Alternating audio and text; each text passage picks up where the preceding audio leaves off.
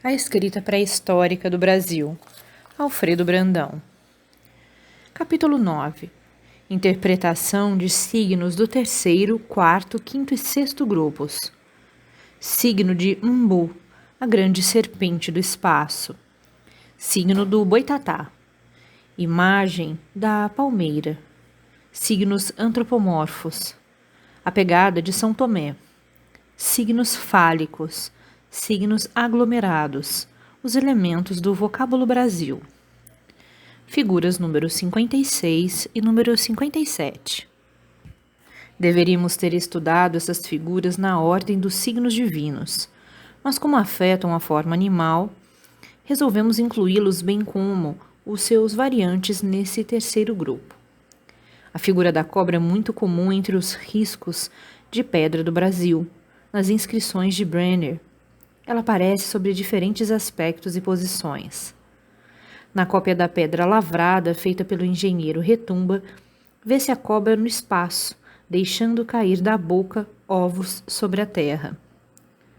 Segundo Stradelli, as linhas sinuosas como que coleantes, que ele viu gravadas num rochedo em Uaupés, seriam figuras de serpentes. E ele achou que significariam, abre aspas, lugar pouco seguro onde devia ser colocada uma sentinela, fecha aspas. Esta interpretação escandalizou Koch-Grünberg, que diz pertencer a, abre aspas, ao número das mais temerárias hipóteses jamais formuladas por um investigador, fecha aspas, nota de rodapé, citação de A. de Carvalho na Pré-História Sul-Americana. Retornando ao texto. Ladislau Neto, que encontrou estes signos em vasos e urnas funerárias de Marajó, pensa que eles podem corresponder ao símbolo Quetzalcoatl dos mexicanos e aos uruens egípcio, mas não dá uma explicação satisfatória. A serpente, a nosso ver, liga-se a fenômenos celestes e luminosos. No silêncio da noite, uma estrela cadente atravessando o céu lembra uma grande cobra luminosa. O sulco do relâmpago ou do raio também recorda a serpente. Cobra em nossos dialetos indígenas, principalmente tupi, é mbó, mboiá, principalmente mbu. Este último vocábulo decompõe-se em mu, espaço, céu, e bu, ou b, pedra. Literalmente, a tradução seria pedra do espaço. Vê-se logo desta etimologia que a figura, em princípio, referia-se a um fenômeno celeste, a pedras caídas do espaço, cujo assunto já tratamos anteriormente. Pelas raízes de vocábulos, nota-se ainda a mesma ideia de fenômenos celestes em tribos, talvez mais antigas do que os tupis, tais como os coroados, os Uyanamas, os Jumãs, os Passes e os Tapuias, onde a palavra serpente é designada, respectivamente por Xunmun, Tsienma, Ipgzi, Ebaltshu, Natanka, Mahatsu. Nota de rodapé. Ver a respeito ao glossário de Martius. Retornando ao texto. Aqui, porém, mu e b ou bu são substituídos ou se acham misturados às raízes, que têm os valores onomatopaicos do fenômeno luminoso, isto é, chá, cá ou sá, chi, tsi, tso e zi. Valores esses que são os mesmos do continente, figurando também tais raízes em vocábulos como nas próprias palavras cobra, no latim coluber, e em serpente, no latim serpens. Na mitologia, nas lendas e nas narrativas da Europa e da Ásia, a serpente desempenha um papel importante. Na Bíblia, ela instiga Eva a comer o fruto proibido da árvore da ciência, do bem e do mal. Compreende-se que essa narrativa se relaciona com o ato da fecundação e, conseguintemente, da geração, e tanto assim que as ideias cristãs a ligam ao pecado original. O signo cobra, que o médico ainda hoje usa no anel, refere-se à lenda de Esculápio, o deus grego da medicina, Plutão, rei do Averno, queixou-se a Júpiter que Esculápio, curando os homens, despovoava a região das trevas. Júpiter, para castigar Esculápio, deportou-o para a constelação da Serpentária. Observe-se que a palavra Esculápio conserva as raízes I e U. Parece que essa lenda tem o seu fundo de verdade na possibilidade de processos curativos antigos por meio de energias elétricas ou outras colhidas no meio atmosférico. Os gauleses adoravam a figura de uma cobra nos ares, deixando cair um ovo da boca. Como vimos, tal figura se encontra também entre os riscos de pedra do Brasil, na inscrição da Pedra Lavrada de Retumba. Há ainda o mito egípcio de Kneph. O deus Amon-Ra criou a deusa Neit e, fecundando-a, produziu Kneph, poder criador que deixou cair da boca um ovo, isto é, a matéria do universo que encerra o agente divino, a inteligência ordenadora. Temos também entre os índios do Brasil a lenda da Cobra Grande e da filha da Cobra Grande, que geraram a escuridão. Há mais o do Boitatá, cobra de fogo, e ainda hoje, nas zonas do Nordeste, existem muitas narrativas de cobras de ouro, encantadas, que moram em locas de pedras que soam. A conclusão de tudo isso é que o signo mundial da cobra era Mbu, a grande serpente do espaço. E, como acima dissemos, é a figura do sulco luminoso do raio, ou da estrela cadente, ou ainda de outra energia atmosférica, hoje desconhecida, a qual, por sua vez, prendia-se a uma noção ou a uma lenda de fecundação. Que haverá de verdade nessa lenda? Prende-se ela a ciências mágicas? Prende-se a alguma noção real de que se desconhece sobre as origens da vida? Notamos de passagem que a ideia de uma energia do espaço atuando sobre a Terra e fazendo surgir a vida não está em desacordo com o Gênesis, quando diz que o Senhor fez o homem do limo da terra e animou-o com o seu sopro divino. Notamos também que alguns cientistas modernos explicam a vida em nosso planeta pela ação de germens vindos de outros astros. Mnemonicamente, pois, o signo cobra lembra Deus Criador, criação e força. E o valor ideográfico é o de poderio e grandeza. Refere-se a mando, domínio, significa chefe, rei, governador, potentado, donde entre os nossos indígenas a palavra mborubixá, chefe, em que se divisa claramente o vocábulo mbu. Este signo evoluiu no Velho Mundo. É o sigma do grego, é o shin hebraico, é o S ibérico, é o nosso S latino, guardando todos alguma coisa da figura da serpente. Figuras números 58, 59 e 60. São todos variantes do signo serpente ou cobra, portanto, a eles se aplica o que acabamos de dizer a respeito dos números 56 e 57. O 58 nas inscrições pré-históricas da povoação abandonada da Bahia parece indicar, ideograficamente, chefe, rei. O número 60 tem a mesma significação, mas já se mostra como o sinal de plural. Todos esses signos, bem como os do parágrafo anterior, são às vezes tomados na mesma acepção ou confundem-se na grafia, no som e na significação com os signos Ilã, Zig e Mu. O 58, em alguns casos, se apresenta desdobrado em duas partes. Parece que, devido ao fato de multiplicar-se, passou também a ter a significação de plural, acepção que depois se estendeu ao signo 60, que, como vimos, é modificado de Mbo. Figuras número 61, número 62, 63 e 64. O número 61 é uma variante do 56, parecendo a cobra com um ovo na boca. Encontra-se nas inscrições da povoação abandonada da Bahia.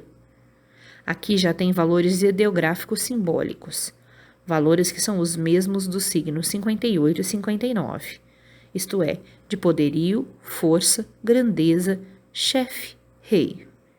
O número 62, um caracol cheio de raios, foi copiado pelo sábio Hart nos rochedos de Hereré.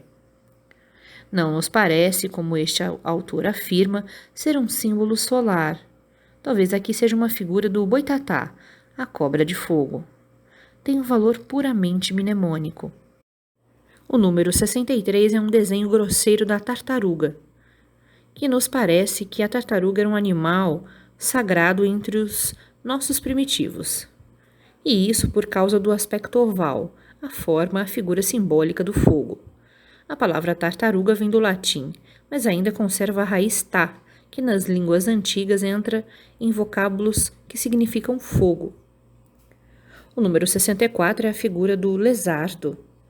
Conforme a obra já citada sobre inscrições rupestres do Brasil, do engenheiro Luciano, tal figura aparece com frequência nas inscrições de rochedos na Paraíba e no Rio Grande do Norte. Pela elíptica, parece também ligar-se ao culto do fogo.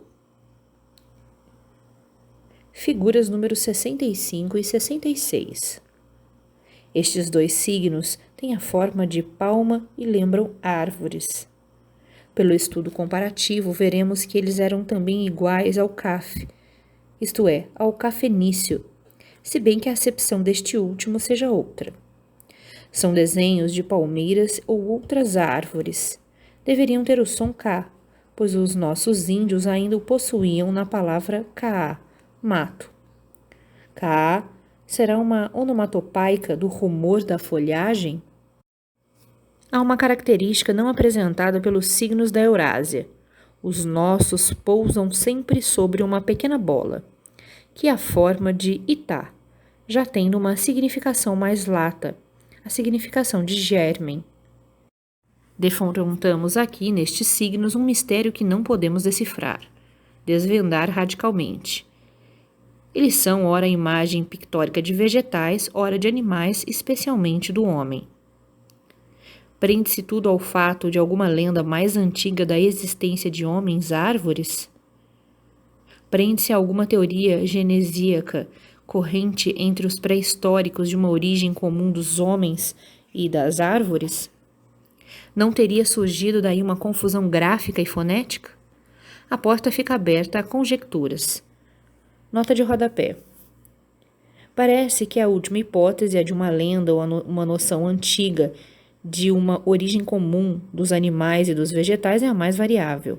Com efeito, deduz-se da filosofia de Anaxágoras, que vegetais e animais tiveram um princípio comum. Retornando ao texto. Os signos representando árvores são comuns na gravura da pedra lavrada, na Paraíba. São signos mnemônicos e desenvolvem temas florestais, e lembram lendas que se ligam à origem das plantas e à germinação dos vegetais. Figuras de 67 a 73. O signo 67 veio intacto da pré-histórica aos nossos dias. E o nosso K latino, que é igual ao Kappa grego, arcaico e o fenício, com a diferença de que os ramos destes dois últimos, em vez de serem à direita, são à esquerda. No Brasil pré-histórico é um signo figurativo, a imagem do homem visto de perfil. Representava talvez o nome de uma grande e poderosa família de guerreiros ou de chefes. O K significa o cário, o cariba, o cacique, o cara, o caraíba, espécies de dinastias ou famílias reais. Designar o cariba, o cário, o cara era designar um chefe de tribo. Nota de rodapé. O que dissemos acima sobre a significação genérica do termo caraíba é a opinião de Barbosa Rodrigues. Em sua importante obra, o Muiraquitã, o nosso ilustre etnólogo e distinto botânico afirma com muita razão, abre aspas, que o nome Caraíba, hoje corrompido do Amazonas, é Carina, que no sul fazem Cariba, isto é, superior, o senhor, o valente, o estrangeiro notável, por consequência o branco, porque é o dominador, o escravizador do índio, fecha aspas. Diz ainda o mesmo autor, abre aspas, que os caras que deram origem ao nome Caraíba eram de origem asiática e que se intitulavam Filhos do Sol e da Serpente. Cara, Cari ou Cará é o chefe supremo e majestativo, o sábio. Corresponde ao Augustus dos latinos, e nas raças indígenas peruanas, ainda hoje, quando se referem aos seus reis antigos, é sempre com o tratamento de Cari, que equivale ao que se dá às pessoas reais, o de Sua Majestade. É assim que, com sublime respeito, quando querem falar dos incas antigos, dizem Cari, Inca, Manco, Capaco, Cari, Inca, Ataúpa. Fecha aspas. Retornando ao texto. Nas inscrições cuneiformes da Pérsia Antiga, um signo designava Dário pelo Aquemenida, isto é, um rei dessa família. Na pré-histórica brasileira, houve um tempo em que o signo K designava o homem em geral. Na época da descoberta, os índios chamavam os europeus Carahibas, isto é, homens valentes. No mesmo tempo, existiam tribos chamadas Carahibas ou Caribas, das quais ainda existem nos sertões do norte os descendentes, com o nome de Caribas ou Cariris, com C. As raízes K, Q, Ki, Ko, Ku. Nota de rodapé. Encontramos essas raízes entrando na estrutura de palavras designando o homem em 24 dialetos americanos. Além das já citadas acima, mencionamos cariboca, deu origem ao vocábulo caboclo, catapaí, cará, canã, quecha ou xexa, cotopai, cucimã, etc. Retornando ao texto. As raízes K, Q, Ki, Ko, Ku são elementos de palavras que designam o homem, parecem reportar-se à remotíssima antiguidade. Nas civilizações antigas do Velho Continente aparecem povos com a denominação de cananeus, coseus ou cuxitas, cabilas, cários, etc., onde o nome dos seus patriarcas, portanto, compreende-se que os sons em questão designavam indivíduos talvez em significação genérica, ou eram elementos de vozes designando o homem e, por extensão, o chefe, o rei, o governador, e ainda mais os domínios do mesmo, o lugar, a região. Conclui-se ainda que esses sons eram graficamente representados pelo K, pois este signo é a figura do homem visto de perfil. Os signos 68, 69 e 70, como se compreende logo à primeira vista, são monigotes, representando também o homem. Apenas temos a notar no 70 os 3 riscos que indicam os dedos das mãos. Isso da mão ser desenhada apenas com 3 dedos repete-se fartamente nas figuras humanas. Hart, querendo explicar esta anomalia, tirou a conclusão que os índios só sabiam contar até o número 3. Nós achamos que o caso se acha relacionado ao fato que já mencionamos, ao dos homens primitivos representarem a sua figura por meio de signos divinos. Aqui o signo é Mu, formando o braço e a mão com os dedos. Outro exemplo de antropomorfização de signos divinos temos no número 71. É um aglomerado esboçando uma face humana. Os signos 72 e 73 prendem-se também ao período antropomorfo. São uma figura de pé e uma pegada. Já os jesuítas, nos primórdios da história do Brasil, atribuíram o signo 73 ao apóstolo São Tomé. Era o molde do pé do santo deixado sobre a rocha.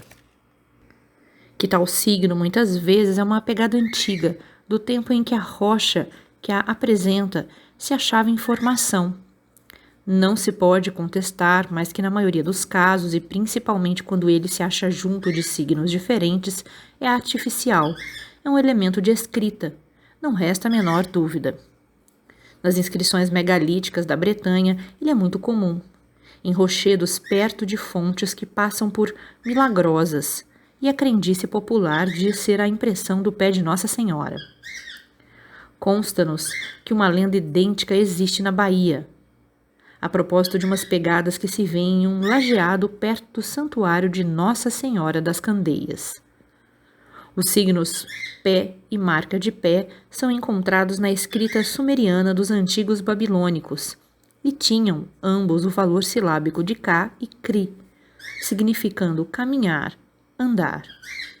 O sumeriano, querendo dizer que um homem entrou em uma casa, desenhava a figura de um homem, a de um pé e a de uma casa. Nós encontramos em um rochedo da Bica da Pedra, sítio que fica à margem do Canal Grande das Lagoas, perto de Maceió, pegadas humanas. Umas de quase meio metro de extensão e outras pequenas, indubitavelmente de crianças. Pareceram-nos artificiais. O rochedo onde se acham tais signos, talvez um antigo dolmen, tem a forma aproximada de um casco de tartaruga. Conforme se pode verificar na figura 8, na Pedra da Gávea, no Rio de Janeiro, há signos idênticos a botas.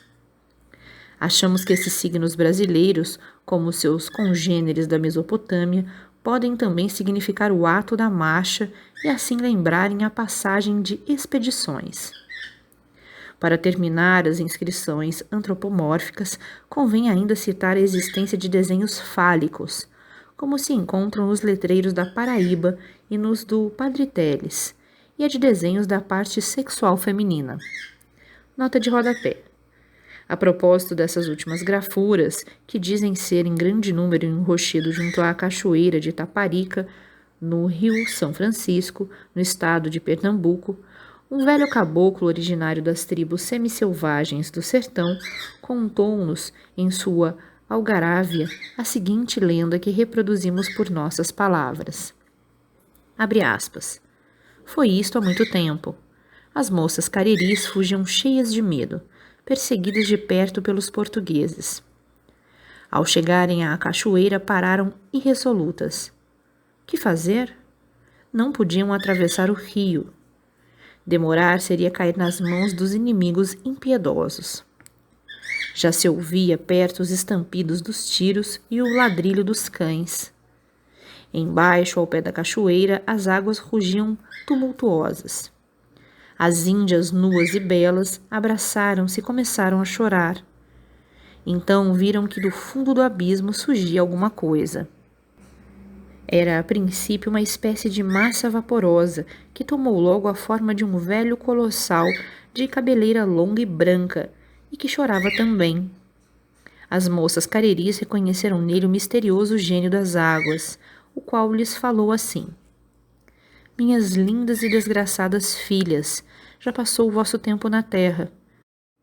O branco usurpador se apossou de vossos campos, incendiou as vossas tabas e vos reserva a escravidão e o suplício. Vinde libertar-vos da morte. Vou levá-las para o reino esplendoroso de Jaci, para as montanhas azuis, onde sereis sempre felizes. Mas, para eterna lembrança de vossa beleza, farei que fiquem gravadas nas pedras da terra que vos pertenceu, as imagens de vossas formas divinas. Fecha aspas. Retornando ao texto. Tais desenhos, muitas vezes, desenvolvem temas relacionados à geração. Figuras número 74, 75, 76, 77 e 78. O 74 é o desenho do arco armado com a flecha. Era a principal arma do mundo primitivo. Os 75 e 77 são simplificações do 74. E o 76 é uma modificação dos mesmos, uma espécie de besta ou funda, a que ainda hoje os caboclos do norte dão o nome de bodoque. Nota de rodapé. O bodoque é uma espécie de arco que, em vez de flecha, tem como projétil uma bola de barro cozido. Retornando ao texto. Não nos foi possível ainda determinar exatamente os sons que no Brasil pré-histórico designaram o arco. No Velho Mundo, ele era denominado caf e cof, designações que são a onomatopaica do disparo da arma. Representam um som produzido pelo deslocamento do ar sob o impulso da flecha. Possui a significação ideográfica de força, poder, morte e domínio, chefe. Nas inscrições nordestinas copiadas pelo engenheiro Luciano, vê-se perfeitamente que o signo 74 é a figura de um arco. A gravura é mais completa, pois contém ainda o alvo, o ponto a que se dirige a flecha, ponto este representado por um cone estriado, lembrando uma pedra. O conjunto da figura nos faz recordar o fato de que já nos ocupamos de uma força atuando sobre a Terra para produzir a vida, havendo aqui a variante da força, em vez de cósmica, ser produzida pelo homem. Como quer que seja, se depreende que Cap e Quoth foram tomados também como Bra, no sentido da criação.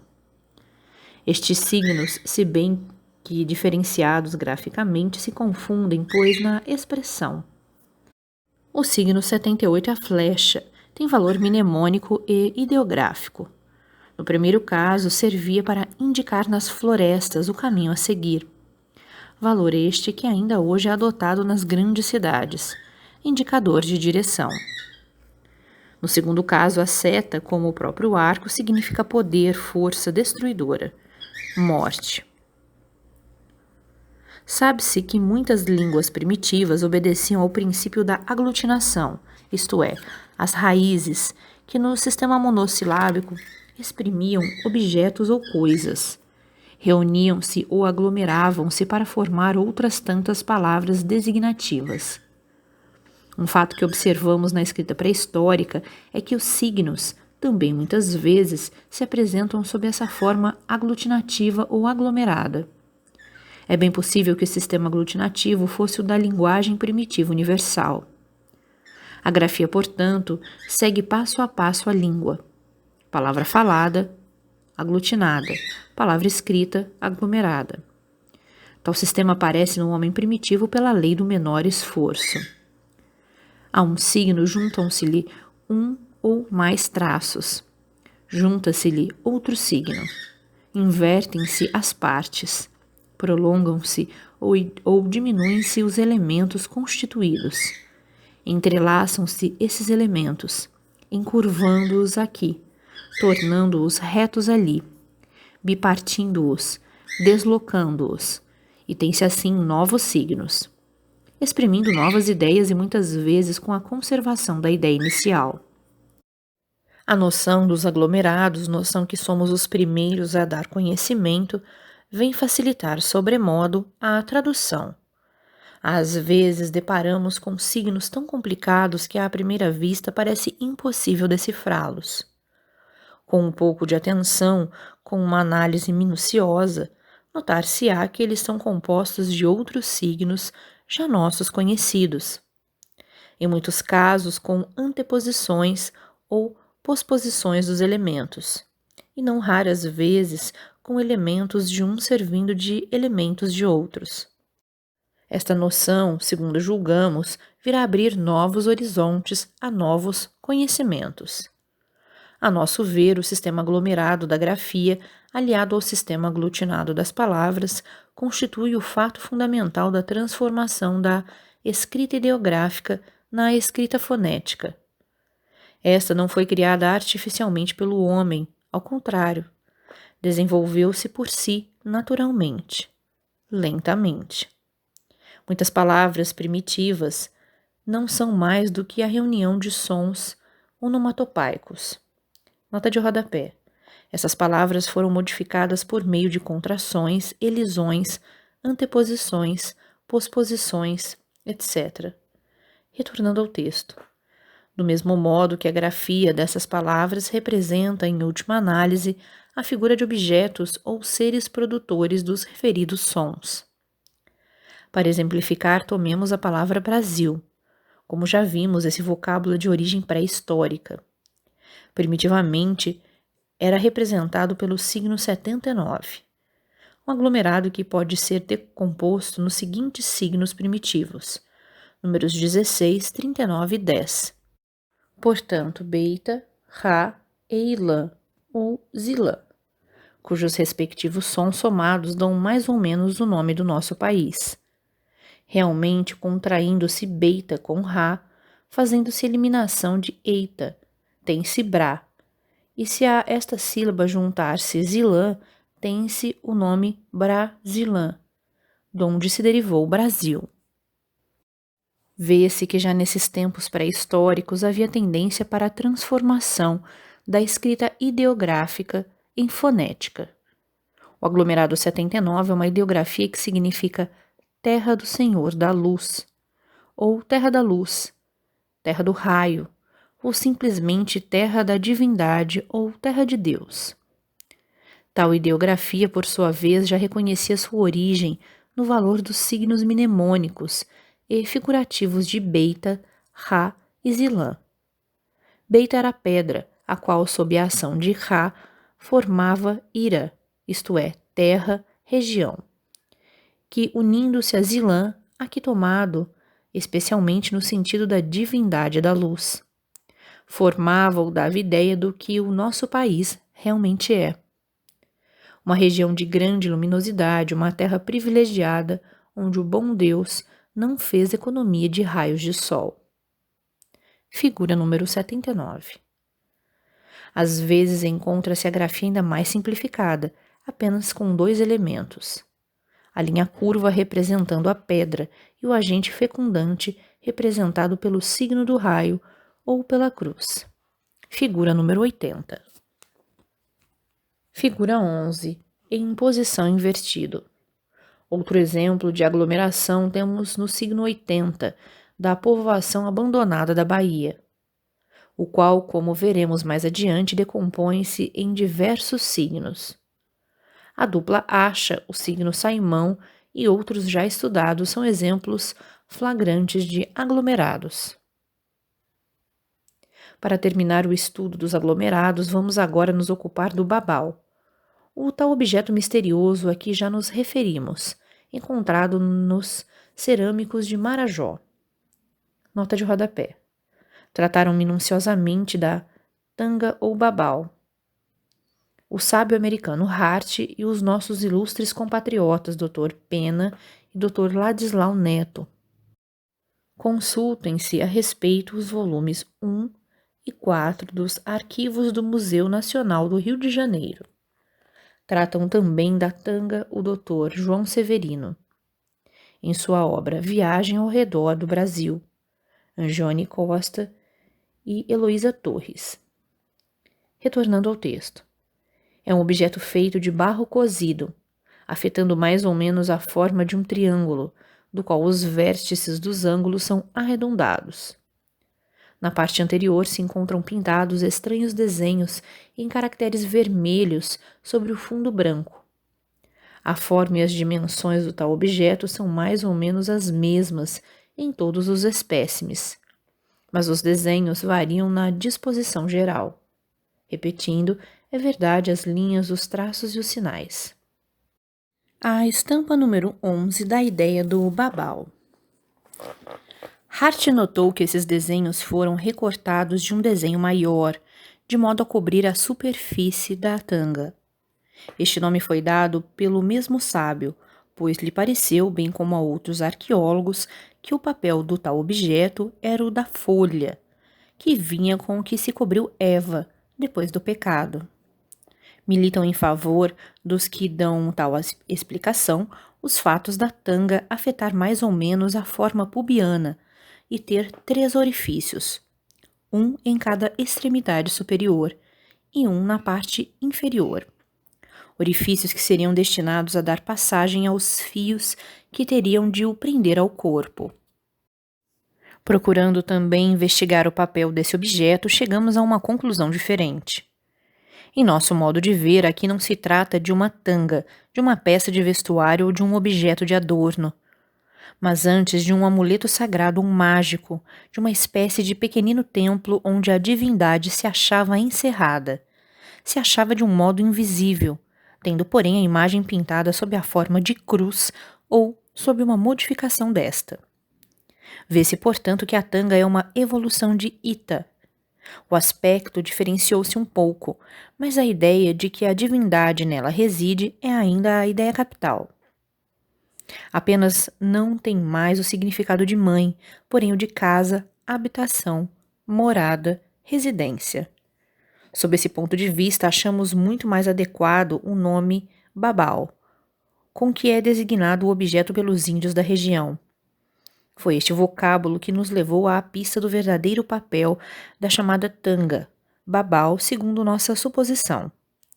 É palavra pré-histórica cujo significado é idêntico ao vocábulo hebraico Betel, casa do Senhor. As raízes de Babal pertencem, como aliás todas as raízes do nosso vocabulário indígena, à língua primitiva universal, a língua-mãe que se falava na Atlântida, no Brasil pré-histórico e nos países então existentes no velho continente. Decompõe-se o vocabulário Babal em duas partes, Bab e Al. Bab, nas línguas orientais, significa porta, casa, sabedoria, confusão, o que não se compreende, etc. Parece-nos que, destes significados, o primitivo é o que designa casa, residência. Babel, por exemplo, significou em começo casa de El, casa do Senhor. Posteriormente, devido à lenda da confusão das línguas e da dispersão dos povos, é que passou por extensão a representar também confusão.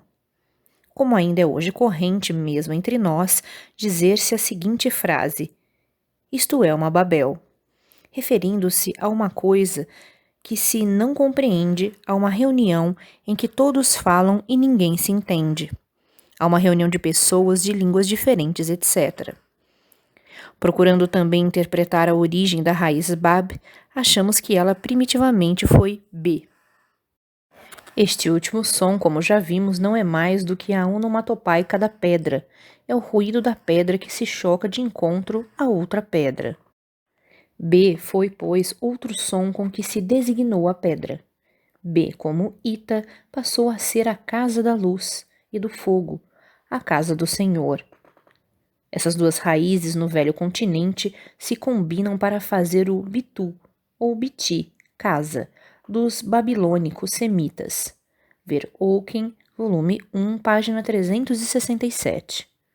Por sua vez, o vocábulo Betel, ou Betel sem H, que, como dissemos em hebraico, tem a significação de casa de Deus. Parece uma modificação de Bitu.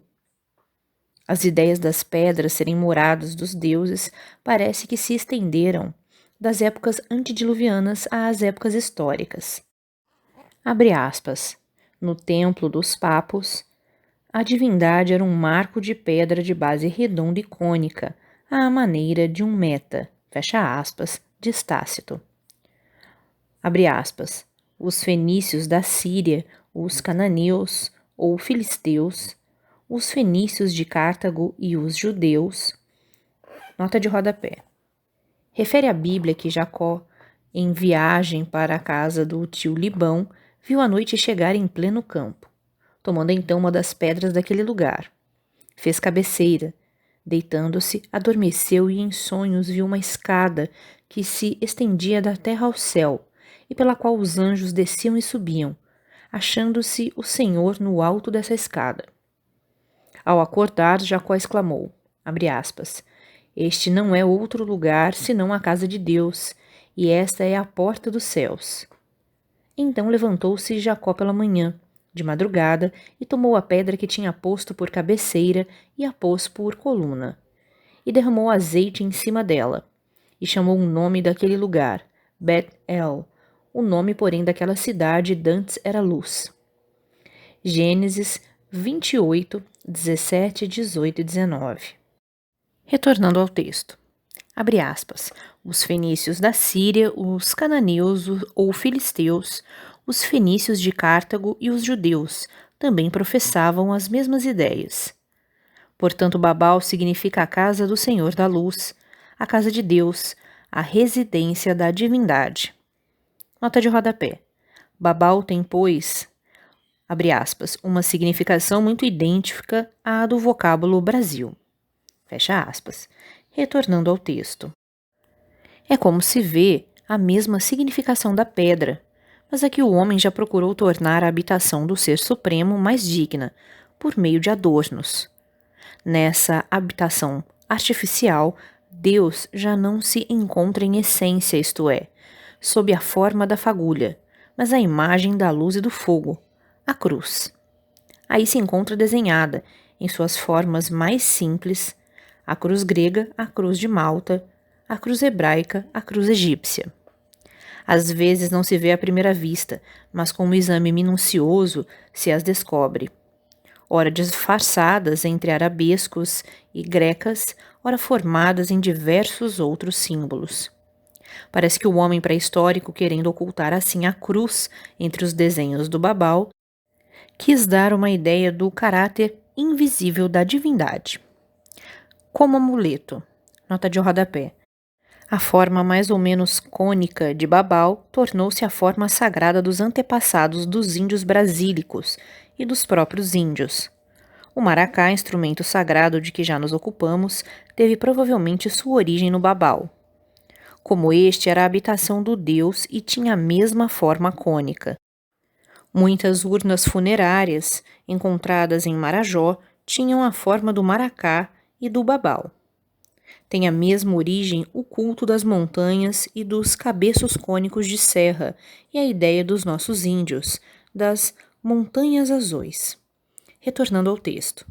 Como amuleto, fetiche, miniatura de templo, o Babal encheu-se de outros signos, que eram partes ou dependências da divindade, e formou verdadeiros hierogramas, que se transformaram em ideografias.